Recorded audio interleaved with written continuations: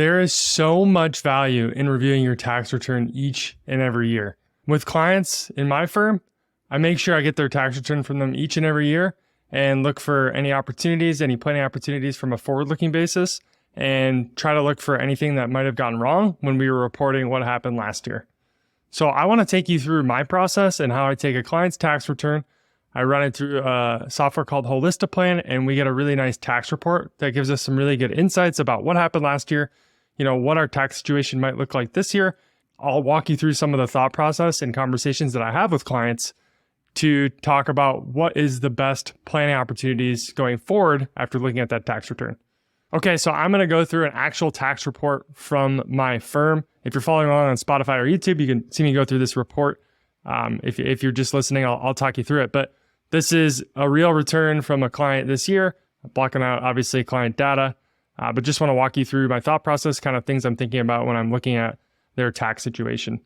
So taxable income for this client, total income 184. After the standard deduction, their taxable income is going to be 153. This client, one's a military member, one's got a business. So there's some business income as well. First thing we're going to point out is they are in the marginal 22% tax bracket. Okay, what that means is the next dollar of income is going to be taxed at 22%. You can see their income, taxable income is 152. They have some room left. 190 is the top of that marginal rate. So looking at this with the client, I think like some insights here is going to be, hey, Roth contributions probably make the most sense right now. This client's, they're in their 30s, low 30s, and making Roth contributions right now when tax rates are relatively probably low. I'm not a fortune teller. I have no clue what's going to happen. I do know that in 2026, tax rates are expected to go up again if nothing happens. The Tax Cuts and Jobs Act of 2017 is going to expire January 1st of 2026. I know that the government needs to raise more capital to pay off its debts. All these things point towards tax rates going up. And as well as this client earning more, gaining more in their career, getting more experience, they're going to climb these tax brackets. So that's why for this client, I do lean towards Roth contributions early on. We can do traditional later. So looking at their tax bracket is just one insight. We can see for capital gains, they're going to be in that 15% bracket. Another thing I'm looking at now is taxable interest. So these are going to be like qualified and ordinary dividends. We've got $415 of qualified dividends that are taxed at capital gains rates, and then $505 of ordinary dividends. So we do have some money, obviously, in taxable accounts there that is kicking off those dividends and being taxed.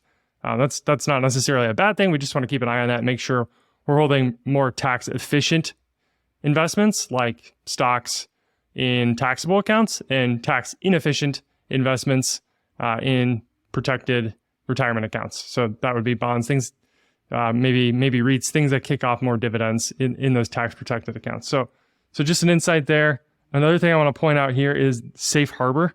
So for this client to not owe any penalties this year, we got to make sure they pay $26,000 in federal taxes throughout the year. That could be for withholdings here in 2024. It can also be we have a business owner, so we're making quarterly estimated tax payments. It's an S Corp that they have. And on those owners' distributions, we're making quarterly estimates based on a 22% tax bracket that we know they're in, and making sure that we are going to hit this safe harbor amount throughout the year. You can see also right here that their marginal rate is 22%, as I said earlier, but their average tax rate they're paying on their whole income last year was 13.2%. So this is a really good education point, I think, for most people. There's a huge difference between those two numbers, and that's shocking. Some people think, hey, I'm in the 24% bracket. I'm going to be paying all of my income at 24%. It doesn't work like that. That is the marginal rate you're at. That is the next dollar of income will be taxed at that rate. Your entire income, on average, is going to be taxed at this real average tax rate or effective tax rate, you might hear it referred to as. So that is what you're actually paying in tax. Next, just looking at a couple of limits for modified adjusted gross income. You'll hear that referred to as MAGI, M-A-G-I. So that will be, what determines if we can make that Roth IRA contribution. We're under that. Remember our MAGI was 153. We're well under that. Now, our net investment income tax, so that would be an additional tax on our income, If it goes above 250,000, we're well under that. So again, we want to make these Roth contributions for this client. Their income is going to be over this 218 to 228 limit. And eventually they're going to have to make backdoor Roth contributions or just stop making IRA contributions. So I want to take advantage of these Roth IRA contributions in these lower income years comparatively to the rest of their life. Next, we're going to look at these capital gains and losses. Not a whole lot here. This is good. We didn't sell a whole lot in taxable brokerage accounts or anything like that. If we had some gains here, something we could look to harvest some losses this year in their taxable brokerage account against those gains. If we had some losses here, we could look to step up basis in their taxable brokerage account, or if they're selling a piece of real estate, rental real estate, maybe we'd be able to realize some gains without paying tax. So just being cognizant of your capital gains and losses from year to year. Again, what rates those are taxed at, and then how, right now they're at the 15% bracket for capital gains, long-term capital gains. But then how is that used in future years? How are we thinking about using those gains or not using those gains in future years?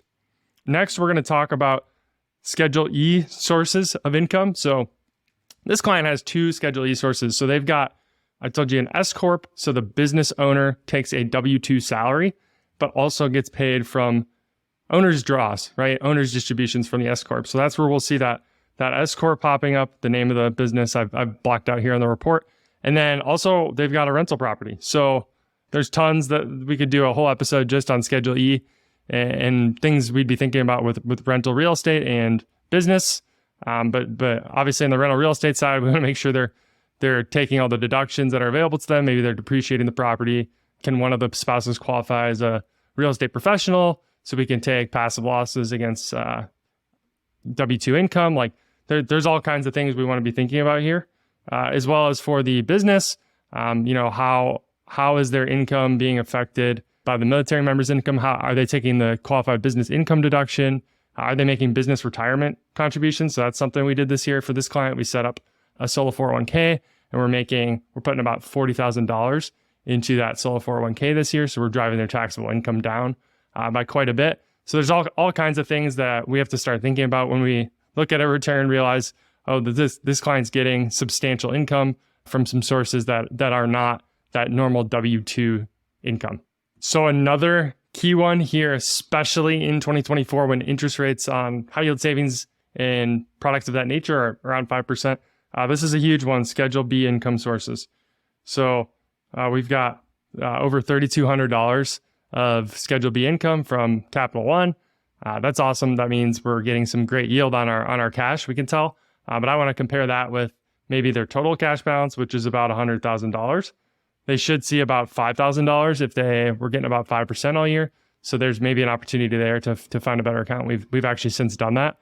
And then we've got some life insurance dividends here. So that's a permanent policy that we've since gotten rid of, but $286 of income from that. So just like looking and seeing that there's Schedule B income, and that means this is income that is coming from interest. These are typically on savings accounts, typically these days on high yield savings. So comparing this number that I'm seeing on their tax return of, hey, this is what we got last year compared to how much cash I know they have is definitely an insight. And then dividends. So we talked about this up earlier, but seeing where these dividends come from, and then like making sure we're holding tax efficient vehicles in those accounts so that we're minimizing these taxable dividends. This client's got 40K in a taxable brokerage account. So, seeing $500 of dividends is not a big deal. So the last thing we're going to be looking at for a client is, are they taking the standard deduction or are they itemizing? So if the client's, typically some itemized deductions are going to be healthcare expenses, state and local taxes up to $10,000, which is the SALT limit right now. And then mortgage interest is another big one, as well as charity. So if those things add up to be more than the standard deduction, which in 2023 was $27,700, then itemizing is going to make more sense. If they're under and they are going to be taking that standard deduction because maybe they're in a state that has no state tax, they don't have a huge mortgage yet, that might be something where, hey, we want to plan to take the standard deduction now, and then in future years, maybe those charitable expenses and some of this stuff will make more sense because we'll be taking that itemized deduction and get more of a benefit from it. So especially when we're talking about charitable giving, taking itemized versus standard, it makes a huge, huge difference if we're itemizing, these charitable deductions are going to be much more valuable. If we're taking that standard deduction, then a lot of that is going to get drowned out by that standard deduction amount. So in conclusion, I hope that this was a helpful overview of what it looks like to go through a tax return in a tax report and how to glean insights from this into forward-looking planning and how to think about how does this inform our decision-making and our ability to make good financial planning decisions going forward, not worried so much about, what happened last year and what happened if we got a refund or a payment, but really taking that tax return, digesting that information, and looking at it in a forward-looking lens. Thank you for being here, and let me know if you have any questions, and we'll see you next time. Thanks. Thank you for joining us today. Do you want the exact financial planning framework that I use with clients? Go visit baskinfp.com where you can grab a free download of the ultimate military and veteran financial checklist to give you the bluff on what you need to be doing to manage your finances. We'll be back next week with some more content to help you on your journey to financial freedom. See you then. This is a friendly reminder that the Bluff Finance Podcast is general and educational in nature and does not constitute tax, investment, legal, or financial advice with respect to any particular individual or taxpayer. Please consult with your own tax, legal, financial, and other advisors regarding your own unique situation.